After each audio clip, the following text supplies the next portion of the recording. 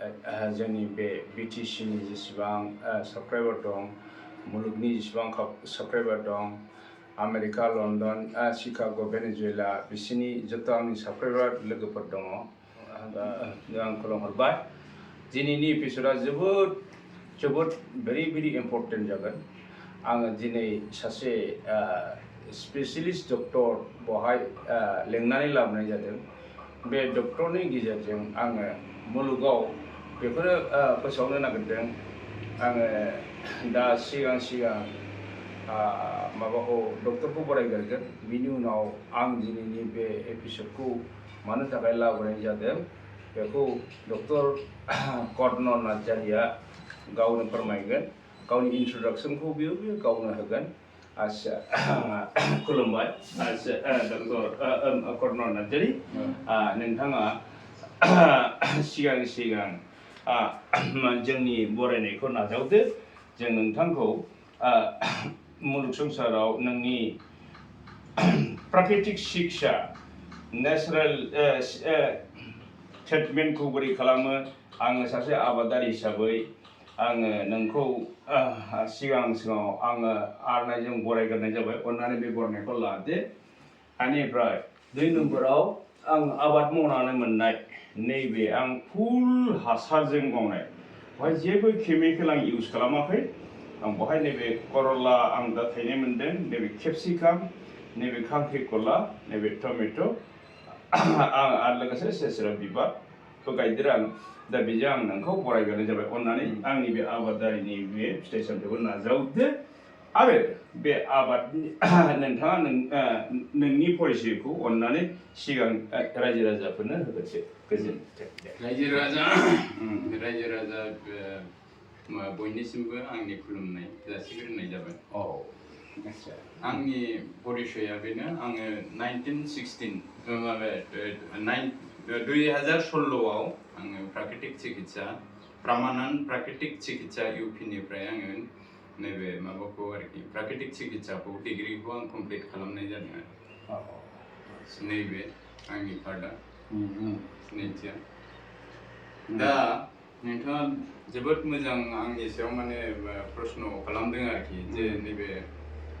भेजिटेबल्सखौ मानो गोनां भेजिटेबल्स बा जेनेबा बे भेजिटेबल्सजों जोंनि हेल्थआव मा सुबिदा जायो मा जोंहा देहाया बेनिफिट जायो बेनि सोमोन्दै नोंथाङा मिथिनो लुबैनायखाय आं सिगाङावहाय आङो माने हेल्थ साइन्सनि सोमोन्दै एसे इंट्रोडक्शन होग्रोनो लुबैदों आरोखि हेल्थ साइन्सखौ जोङो टटालि मानसिया मोजाङै मिन्थियैनि थाखाय जों भेजिटेबल्सखौ जायोब्लाबो जोंनि हेल्थआव जों बेनिफिटखौ जों डेभेलप खालामनो हाया दा जोंनि हेल्थ साइन्सआ जाहैबाय हेल्थ साइन्स आरो मेडिकेल साइन्सनि गेजेराव जोबोद पार्थक्य दं आरोखि हेल्थ साइन्सखौ होननानै बुङोब्ला नों इडुकेसन नोङो बे साइन्स केमिस्ट्रि फिजिक्स फरायलायनांगौ दरखार गैया सासे माने लेखा रोङियाबो हेल्थ साइन्सनि एक्सपार्ट जोङो सिगाङावहाय नुनो मोन्दोंमोन सिगांनि आबै आबौफ्रा आरोखि जेनेबा देहाखौ मारै जोथोन लाखिनांगौ ओमफ्राय ड्राग आरो मेडिसिननि गेजेराव मोनसे खोथा दङ ड्रागआ जाहैबाय केमिकेलजों बानायनाय बे फार्मासियाव मोननाय मेडिसिनखौ ड्राग होनना बुङो आरोखि ओमफ्राय मेडिसिन होनना बुङोब्ला जों जे जिनिस भेजिटेबल्स जाबाय ओंखाम जाबाय बेफोरखौ जेनेबा जानानै जोंनि देहायाव जों जेरखम जों माबानिफ्राय बेमार आजारनिफ्राय रैखा मोनो बा देहाया जोंना ग्रथ जायो एनार्जि फैयो बे जाहैबाय मेडिसिन एभ्रिथिं फुडआनो मेडिसिन आरोखि दा बेफोर जोंनि साधारन मानसिफ्रा बे जिनिसखौ एसे कनफिउसन जाबाय थायो आरोखि कनफिउसनाव बाव जायो मेडिसिन होनना बुङोबा जोङो बे फार्मासियाव थानाय टेब्लेट सिराप बा इन्जेक्सन बेफोरखौल' सानो आरोखि किन्तु मेइन मेडिसिना जाहैबाय बे प्राकृतिकआव थानाय मैगं थाइगं जोंनि जानाय आदारासो आरोखि दा बे जिनिसखौ जोंनि लेखा रोङै मानसिफ्राबो गोदो जेनेबा आबै आबौमोनहा बबे जिनिसखौ मा सिस्टेमै जानांगौ माने मैथा ओंख्रियाव खारै होयोबा मा जायो बे जिनिसखौ गोदोनिफ्राय जोंनाव जेनेबा परम्परा हिसाबै दालाय फालिबोबाय थायोमोन जाबोबाय थायोमोन बिदिजोंनोथ' बेमार जायाखैमोन देहाखौ बिदिजोंनो रैखा खालामनो हादोंमोन आरो दा खिन्थु रोङै जेनेबा एडुकेसना डेभेलप जाबोबाय बयबो गियान जाबाय खिन्थु जों दा माने उल्थासो माने बेक साइडआव थांगासिनो दं आरोखि बेमार आजार हेल्थनि सोमोन्दै खारन मेइन जोंनि प्रब्लेमा जाहैबाय जोंनि हेल्थ साइन्सखौ जोंनि माने टोटालि मिन्थिया जालांदों आरोखि खम जालांदों आरोखि दा गावनि हेल्थखौ जुदि जोथोन लाखिनोब्ला नों फिटनेस लाखिनोब्ला नोङो नेचारेल नैबे नेचारेल जिनिसजों नोङो एडजास्ट खालामनानै लानो रोंनांगोन आरोखि होमब्लासो नोङो माने फिटनेस आरो मोजां देहा मोननो हागोन नङाब्ला नोंखौ सारिय'फाले एंगेलनिफ्राय नोंनि देहाखौ नाख्रेबबाय थागोन आरोखि प्रब्लेम जागोन दा जोंनाव फुड होननानै बुङोब्ला मोननै जिनिस आरोखि मोनसेया जाहैबाय नैबे कुक फुड आरो मोनसेया जाहैबाय नैबे माबाखि र' फुड आरोखि र' फुडआव जेनेबा धरिलक र' फुडआ जोंनि देहानि थाखाय मानो गोनां र' फुड माने गोथाङै जाग्रा औ आदार आरोखि ओमफ्राय माने संनानै जाग्रा आदार आरोखि बे प्रसेसफोर माबाफोर बेफोर जाहैबाय संनानै जानाय आरोखि संनानै जानाय दा नैबे र' फुडआव जोंनि देहानि थाखाय मानो गोनां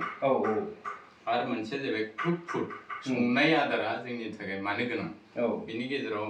डिफारेन्सखौ आं खिन्थानोसै आरो मोननैबो जोंनि हेल्थआव बहुत दरखार आरोखि गोनांथार आरोखि र' फुडआ जाहैबाय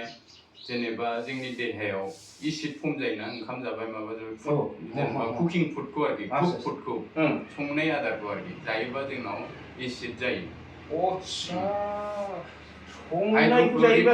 हाइड्र'क्लरिक एसिड जानो बे मोननैबो जिनिसा जोंनाव दरखार माने जोंनावहाय ओरैनो जेनेबा जों प्राकृतिक चिकित्सा हिसाबै मोनथाम जिनिसखौ जों बेसिक खालामनानै जेनेबा माबायो आरोखि मोनसेया जाहैबाय मानसिनाव मोनथाम जिनिस थायो बार पिट कफ जेरेखम पिट आरो कफ माने कफ माने थान्दा आरोखि दै that means आच्छा बात बेमार नङा बेहाय बात माने बायु बायुसो बेखौ बायुखौ होनना बुङो जोंनि देहायाव अक्सिजेन नांगौ बार नांगौ उइदाउट बारखौ जोङोथ' सोलिनो हायाना बात माने बायुसो बारसो बे संस्कृतनिफ्राय फैनाय आरोखि आच्छा एनिफ्राय मा होनदों ओमफ्राय फिट माने गरम आरोखि गरमसो संनाय अग्नि आच्छा अर आच्छा जोंनि जानाय जिनिसखौथ' जों जानाय आदारखौथ' बे सिङावहाय बडि सिङावबो संफिननांगौ जायो आरोखि बडि सिङावबो संफिनबावनांगो ओमफ्रायसो फैयो बेखौसो फिट होनना बुङो बेखौ फिट होनो आरोखि फिट बेनिफ्राय संस्कृत शब्द ओमफ्राय आरो मोनसे माबि ओमफ्राय कप माने दै गुसु थान्दा बे मोनथाम रोखोमनि मा जिनिस बे मोनथामबो बडियाव जोंनाव बे जिनिसा मोनथामबो थाखायो बे मोनथामनि गेजेरावहाय मोनसे माबेबा जिनिसा जुदि इनबेलेन्स जायोबा जोंनि देहायाव प्रब्लेम जायो बेलेन्स जुदि जायाब्ला जों प्रब्लेम नुजाथियो जोंनि देहायाव आच्छा जेनेबा नैबे र' फुडखौ बबे समाव जानांगौ कुक फुडखौ बबे समाव जानांगौ बेखौ जों जेबो मिन्थिथारा जों अननानै बेखौ खिन्थानो हागोन ना सारा र' फुडखौ जोङो ओरैबायदि जानांगौ आरोखि जोङो माने एलकालाइन नांगौ नालाय जोंनि बडियाव एलकालाइननि माने खारै एलकालाइना जाहैबाय खारै टाइपनिनो आरोखि बेखौ खारैनो जों बर'आव बेखौ खारै बेखौ बुंजायो आरोखि एलकालाइना जाहैबाय एसिडखौ कन्ट्रल खालामो इनजाइमाव दरखार आरोखि एसिडखौ बे कन्ट्रल खालामो नोङो एखनबा फुडखौ जाबाय नोंनाव एसिडनि माने माबाया संख्रिया बारा जाबाय दा एलकालाइना नों बेखौ कन्ट्रल खालामहैगोन बेलेन्स लाखिगोन आरोखि आच्छा कुक फुडखौ बे र' फुडा बेलेन्सआव दोननो हायो ओंखायनो बिनि मेइन जों बेखौ माब्रै इउज खालामनांगौ सिगाङाव जाहैबाय नोङो जेनेबा र' फुडखौ जोङो बबे समाव जानांगौ ओंखाम जानायनि सिगाङावहाय खालि उदै माने जों फुरा खालिद्राय होनजाला नोङो जेनेबा दैलि सोलिनांगौआ मारै सोलिनांगौ बे सोलिनायनि मोनसे फिसा आङो माबा होनसै आरोखि उदाहरन होनसै फुङाव जों जेनेबा सिखारबाय नङा होमबा सिखारनानै जेनेबा खदै बासि थानायावनो जोङो खमसे खम मिनिमाम आरोखि 2 गिलासनिफ्राय 4 गिलास दैखौ जों लोंनांगौ आरोखि थारमाने जोंनावहाय बे मोनायावहाय कमप्लिटलि जानाय आदारखौ बेयो डाइजेस्ट खालामनायाव जोंनि देहाया फुरा बे प्रसेस मावै जोंनि बडियावहाय एसिडआबो बारा जानो हागौ माबा मोनसे जिनिसा बारा जानो हागौ नालाय बे जिनिसखौ बेलेन्स खालामफिननो थाखाय सिखारनानै जों खदै बासिनो खदैखौ जोंनि एलकालाइन हिसाबै दोनो बे माने एन्टिबाय'टिक टाइपनि आरोखि बे एन्टिसेप्टिक टाइपनि खामानि मावो जोंनावहाय सिङावहाय थानाय दैलि जोंनि बडि सिङावहाय माने हिट बारा जानायजों बा बायु बारा जानायजों बा कफ बारा जानायजों एखनबा जोंनि बडियाव इनबेलेन्स जायो आच्छा इनबेलेन्स जायो नालाय बे इनबेलेन्सखौ बेलेन्सआव लाखिनो थाखाय जोङो फुङावहाय सिखारनानै दै गिलासनैखौ दुंबुर दुंबुर खालामनानै जुदि लोंनो हायोबा जोंनि देहाया बेवहाय बेलेन्सआव फैयो बेलेन्सआव फैयो खदै बासि खारन बियो जोंनि नैबे खदैयाव नैबे लार्क होनना बुङो जे बे जिनिसा आरोखि सेलाइभाया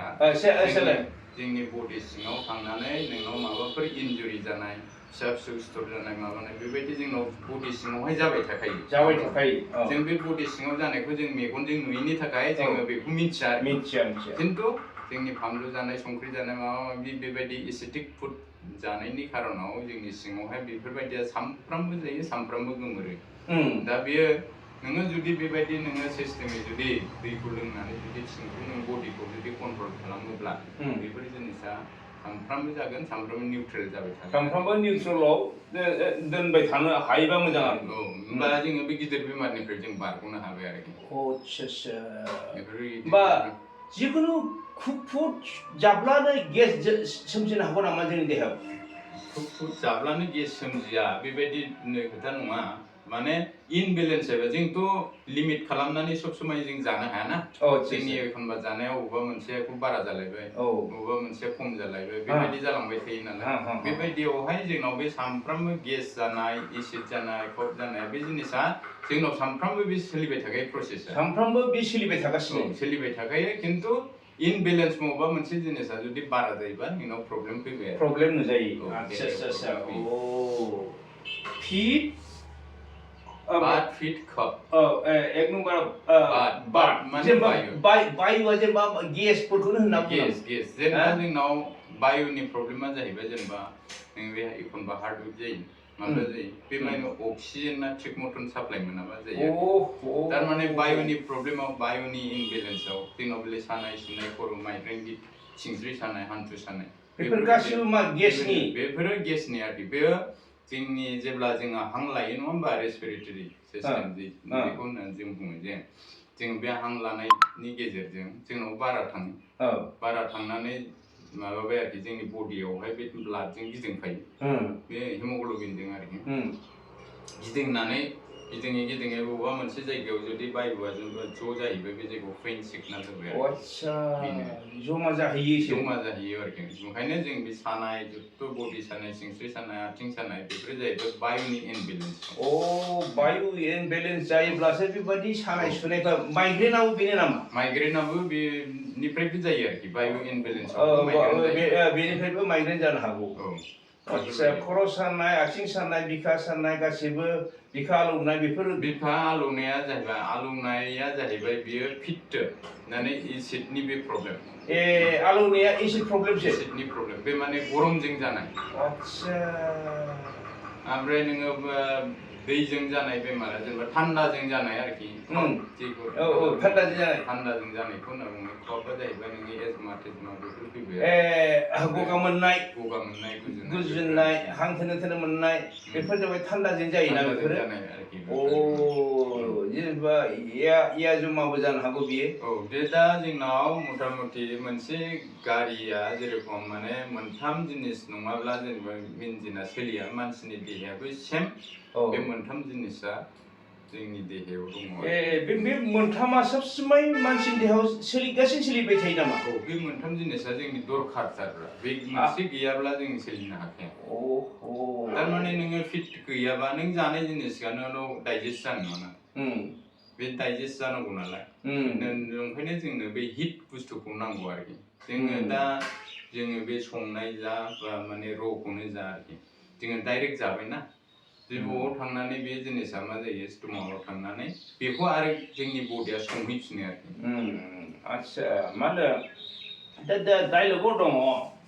कालि पेटे भरो जल भरा पेटे भरो फल नैबे थिउरिया बेजों खाथियो नामा? बरा फटे जल तो बिदि नङा खालि पेटाव जल जानांगौ आरोखि एन्थ' खालि उदैयाव हागौ माने दै सो ओमफ्राय दै सोखांनायनि उनाव फिथाइ सो होननाय बाथ्राया बे कारेक्ट ना? औ कारेक्ट आच्छा थारमाने बेनि खामानिया जादों इमबेलेन्सखौ बेलेन्सआव लाबोयो दैया बेलेन्सखौ माने बडियाव नोंहा जुदि एसिडनि संख्रिया जुदि बारा जादोंबा बेखौ निउट्रेल खालामबाय बे स्प्रेड खालामजोब्बाय नोंना एन्जाइमाव मोजां जाबाय जोङो जुदि ओंखाम उखै हाबथारनानै जुदि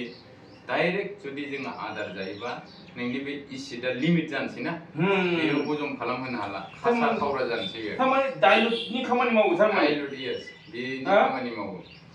दैया डाइलुटनि खामानि मावगोन आच्छा एसिडनि शक्तिखौ दुर्बल खालामना होनो हागौ एसिडखौ बियो माने स्प्रेड खालामगोन आरोखि बियो माने रानलानानै होगोन आच्छा क्वान्टिटिखौ बांहोनांगौ ना बे बेसेबां जुक्ति दं जे फुङाव 100% मोनोनो फिथाइखौ जायोब्ला सानसुआव जायोब्ला 50% मोनाबिलियाव जायोब्ला 0% बिनि रिजाल्ट मोनो बे बेसेबां सैथो बाथ्रा बेथ' बेबायदि एथ'ग्राब बे माबा नङा बिदि खालि पेटाव जानो मथा मथि जोङो आदार जानायनि सिगां माने मेइन कुक फुड जाया होमबा ओंखाम जानायनि सिगाङावहाय जोङो फ्रुइट्स बा र' फुडखौ जों जुदि जायोबा जोंनाव माने एसिडखौ कन्ट्रल खालामो बे जिनिसा माने एलकालाइना बांसिन माने एसिड जायो नालाय बे जिनिसखौ जोंनि हजमाव दरखार जायो नालाय ओंखायनो बे जिनिसखौ जोङो माने कुक फुडनि सिगाङावहाय माने र' फुडखौ जानांगौ आरोखि फिथाइ हक माने स्लाद हक बेफोरबायदि आरोखि ओमफ्राय दै लोंग्रोनांगौ सिगाङावहाय बेबायदि आरोखि आच्छा थेंक इउ भेरि माच दिनै मथरपुर जोबोद भेलुएबल नोङो बोसोन होनायनि थाखाय बेनि उनाव जोङो नेक्स्ट एपिसड लाबावगोन दिनै जों जास्ट इन्ट्रडाक्सन आरो प्लास नैबे मोनथाम मानसिनाव जे देहा सिङाव मोनथामसो समाय सोलिगासिनो दङ एक नम्बरा जादों बार्थ माने बायु प्रब्लेम बार्थनि जेंना देहा सिङाव जेरै गेसारि जेंना 2 नम्बरा मा होनदों जों पित्त बा बायु सरि माबा आरोखि अग्नि जेनेबा थारमाने जोंनि हिटबो नांगौ सिङाव Yes. Heat नांगौ मारैसो डाइजेस्ट जानो बे हिटआ मा खामानि मावो जेनेबा संनायनि खामानिखौ जों जाखोन्दाखौ आरो संबावो देहा सिङाव बे माने जोंनि बडि सिङावहाय जों जानायखौनो आरो बडिया संहैबावो होमबा जों बे हिटखौ जों बोरै मोननो हागौ हिटखौथ' जोंनि बडियावनो थाखायोब्रा बे बडियाव एक्सारसाइजफोर नांगोन नामा होमबा एक्सारसाइजआथ' बे बिराद मोजां बुस्थु बेखौथ' नांखाथारगौ नोंनि जेनेबा फिजिकेला मुभमेन्ट जायाबा नोंनि बडिफ्रा जुदि वार्क जायाबा बिदिनो एक्सारसाइज नङाबा जोङो बेफोरखौ जोङो माबा संफिननो हानाय नङा अर गैयाब्ला जोंनि अर्गान्सफ्रा दुरबल जानानै थायो आरोखि आच्छा होमबा हिटखौ अग्निखौ नांथारगौ येस अग्नि नांगौ बे मोनथाम जिनिसा एकदम ओमफ्राय बांद्राय गुदुं जायोबा बेखौ सामलायनो थाखाय गुसुबो नांगौ गुदुं जायोब्ला बेखौ सामलायनो थाखाय थान्दा नांगौ नालाय दैबो नांगौ आरोखि होमबा देहायाव बे मोनथामानो आसल ना बे मोनथाम गैयाब्ला मानसि जाखाया माने मानसिल' नङा आरोखि साफ्रोम माने जिउ गोनां जिखुनु जिब जन्थुखौ लाजोबनानै कमप्लिटलि हिउमेन बेखौ लानानै आरोखि बे जिउ गोनाङावनो बे मोनथाम जिनिसा थायो आरोखि आच्छा जोबोद गोनांथार हे माने रायजो राजाफोर बे डक्टरा दिनै एकदम फ्रिलि गोसो खुसियै गाव दान होबाय होननाय दङ धर्मआव होननाय दङ जे मोजां जिनिसा रावखौबो जबरदस्ति गोदनाव हमनानै नारसिना नाथाय जाय मानसिया मोजांखौ फल' खालामो बे मोजां आखुखौ लायोब्ला बोसोनजों सोलियोब्ला बे मानसिया जौगाखाङो उन्नति जाथारो आरो बियो गासैबो रोखोम खैफोदनिफ्राय बारग'यो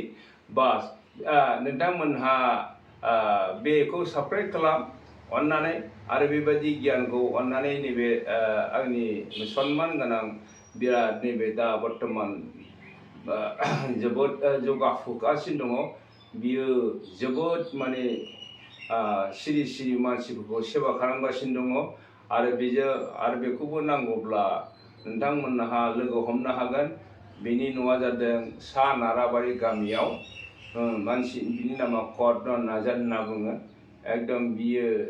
अनेक रोखोमनि भास्ट एक्सपिरियेन्स हल्डार बियो सासे डेन्टिस्टबो बियो आरो दा बर्तमान नेचारोपेथिक होनना बुङो आयुर्वेदिकनिफ्रायबो देरसिन मोनसे आयुर्वेदिकआव केमिकेल थादेर होनदों नामा नङा बे सेमानो सेमानो खिन्थु दा बर्तमान बियो एकदम जाखांफुथारनाय अननानै खाननानै नोंथांमोना बे बेसेन गोसा बोसोनखौ मोनबाय थागोन गियानखौ आरो नोंथांमोनहा गासिबो बेमार आजारनिफ्राय मुक्त मोननो हागोन बेखिनिखौ दिनै सुंद'यै बुंनानै रायजो राजाखौ खोबनानै आं दिनैनि एपिसडखौहाय दोनथ'नाय जाबाय गोजोन्थों धन्यबाद